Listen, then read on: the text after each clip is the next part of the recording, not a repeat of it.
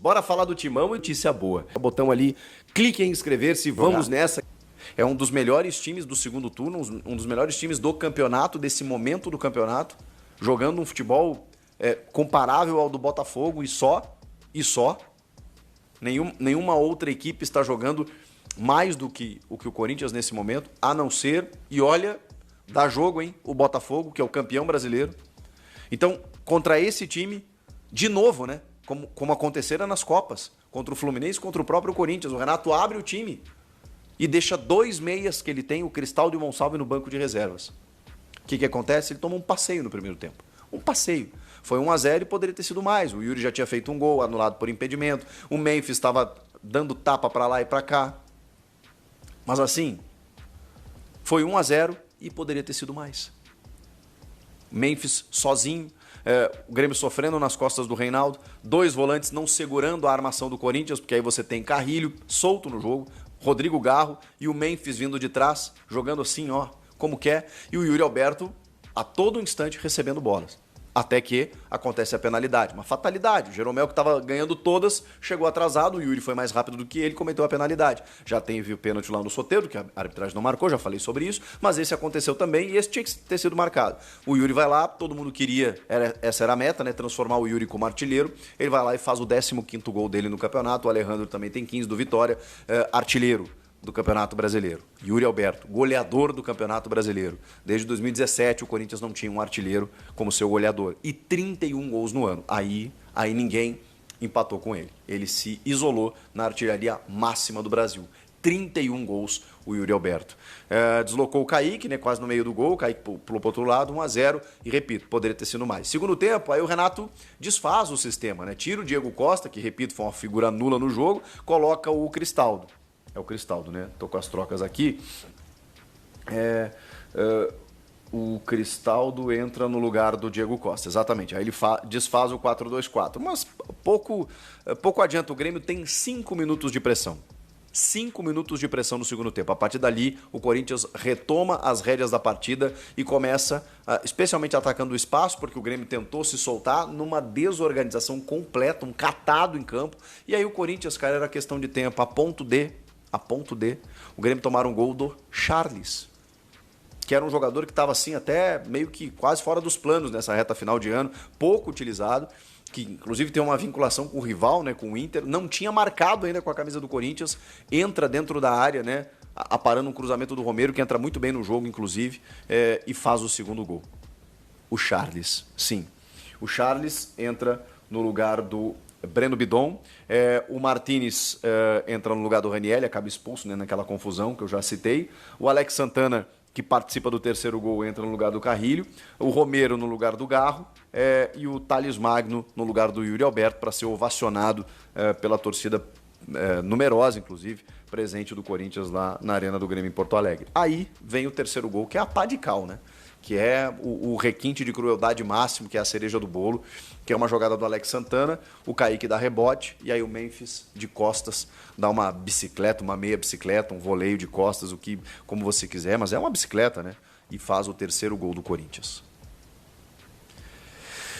3-0, fora o baile, fora os ameaços, e antes o Memphis já tinha tentado dar 2 passes para o Yuri fazer mais gols.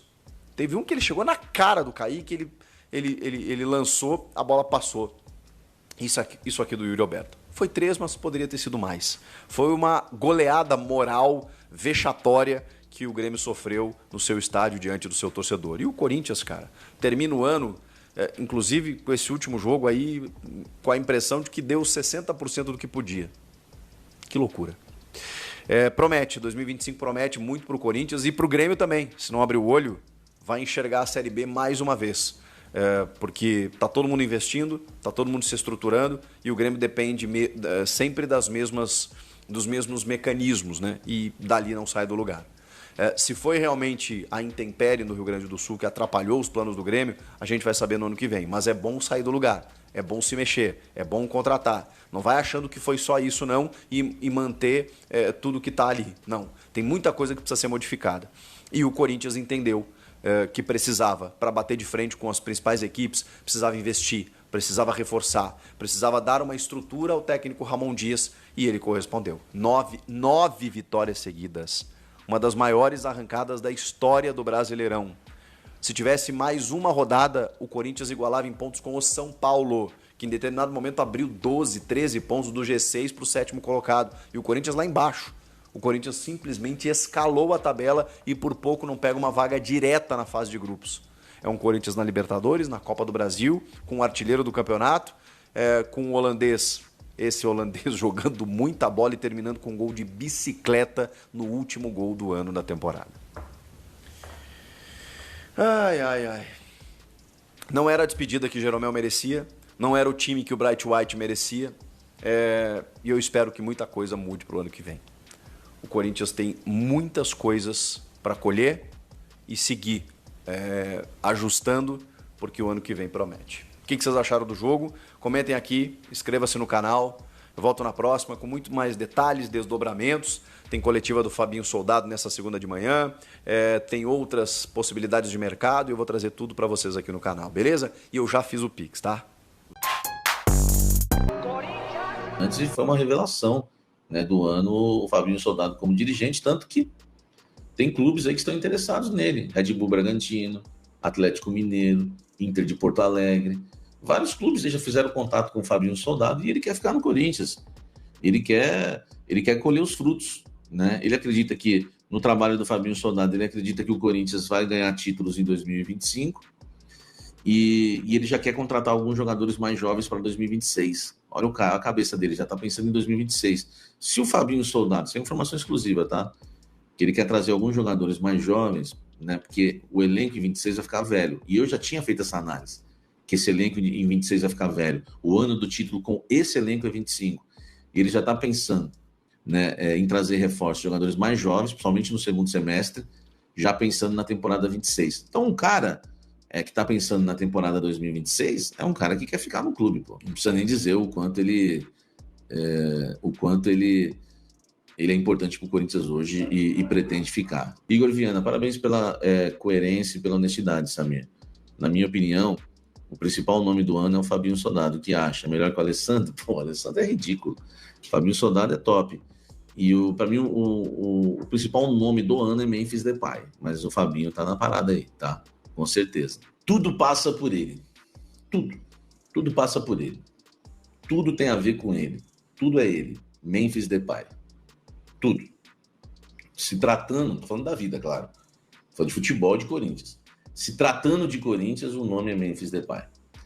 Eu gravei um vídeo pro agora, eu falei isso. Não adianta comentarista querer lacrar, o bom é o Garro, o bom não é... Não, o bom não é o Garro. O craque é o Garro, quer dizer, o craque é o Garro, não é o Depay. O craque é Memphis Depay e acabou.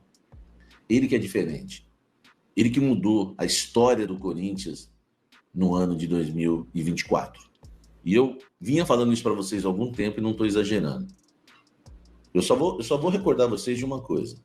O Corinthians conquistou hoje a 9ª vitória consecutiva no Campeonato Brasileiro.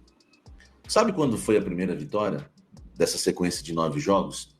Foi contra o Atlético Paranaense. Gente, deixa o like aí, tá? Foi contra o Atlético Paranaense. Naquele jogo, tá? Olha só o que o Memphis fez. O Memphis abriu, né? Ele abriu uma porta no Corinthians, né? Ele começou a pintar ali um quadro. Ele começou a pintar um quadro naquele jogo e hoje o gol de bicicleta contra o Grêmio foi a assinatura do quadro. Ó, Memphis,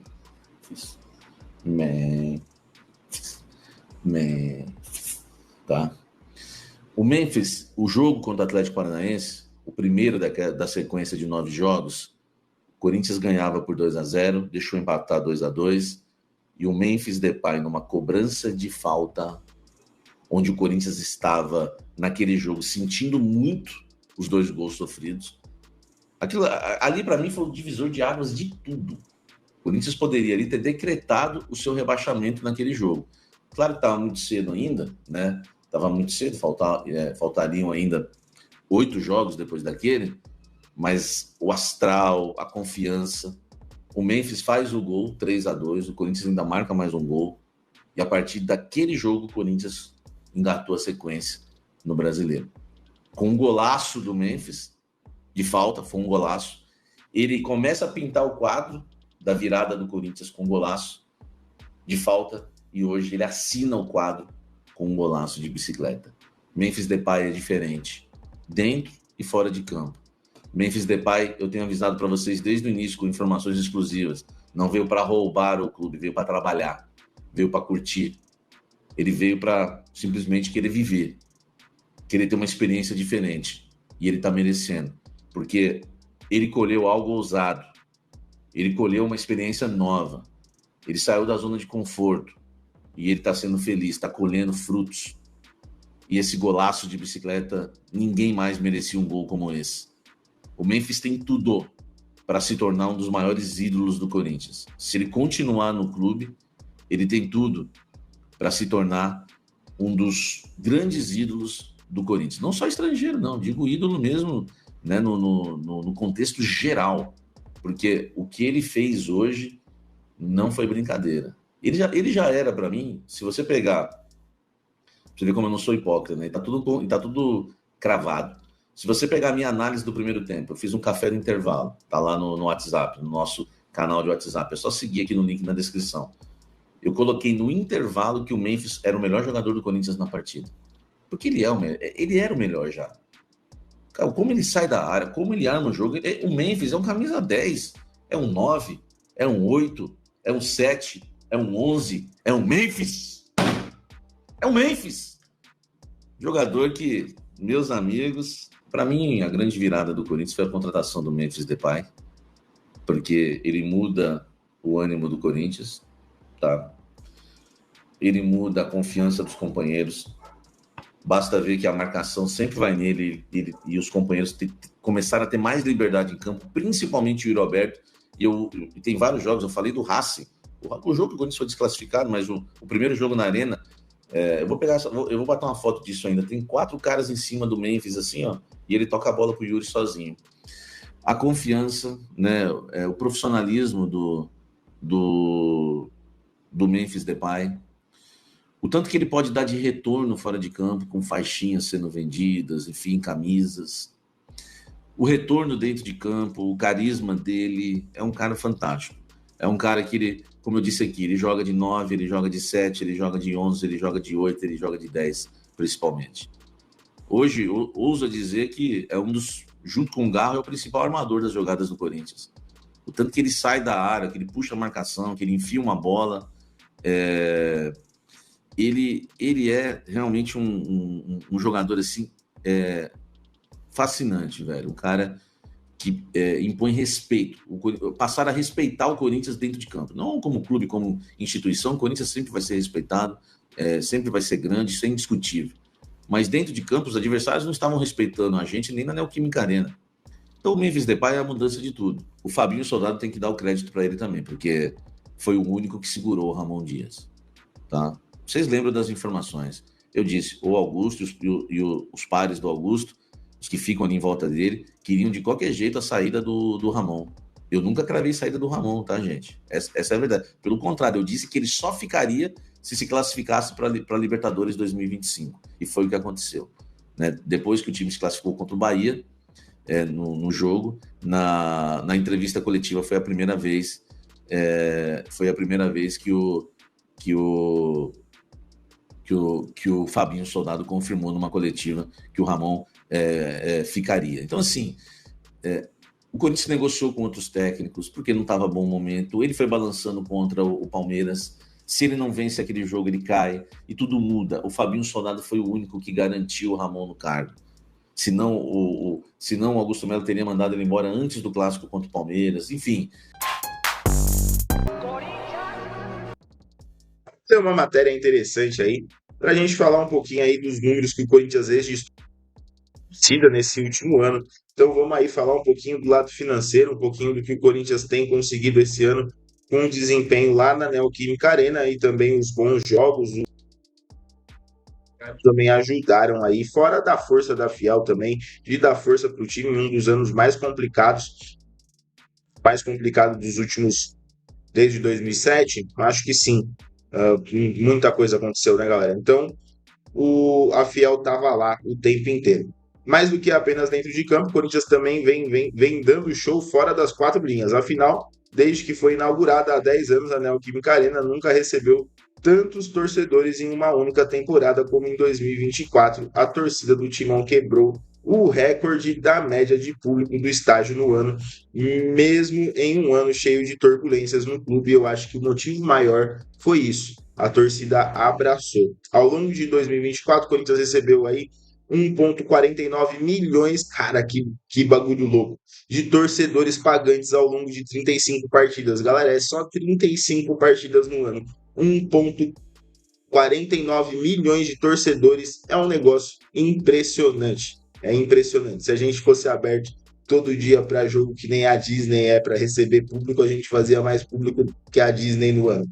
Partidas médias aí de 42,6 mil por confronto. Então é uma média aí de 42, quase 43 mil torcedores por confronto.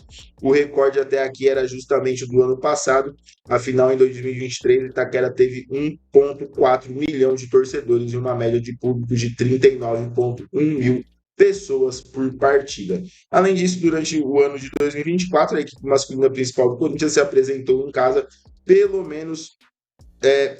para pelo menos 32 mil pessoas. Foi o menor público, né? Foi aí na Copa Sul-Americana, foi no jogo contra o Nacional, compreensível, estava complicado, a gente cheio de problema no Brasileiro, uma Sul-Americana ali que ainda não se apontava nada de interessante, 32.246 pagantes e com um recorde aí no jogo com o Flamengo na Copa do Brasil, 46.426 corintianos na arena. Bom, e o desempenho aí do Timão na arena foram 19 vitórias, 11 empates e 5 derrotas, o que representa 64% de aproveitamento. Isso daí já também está contando os jogos do Paulistão, porque do Brasileirão o Corinthians perdeu uma vez só em casa e foi pro líder do campeonato.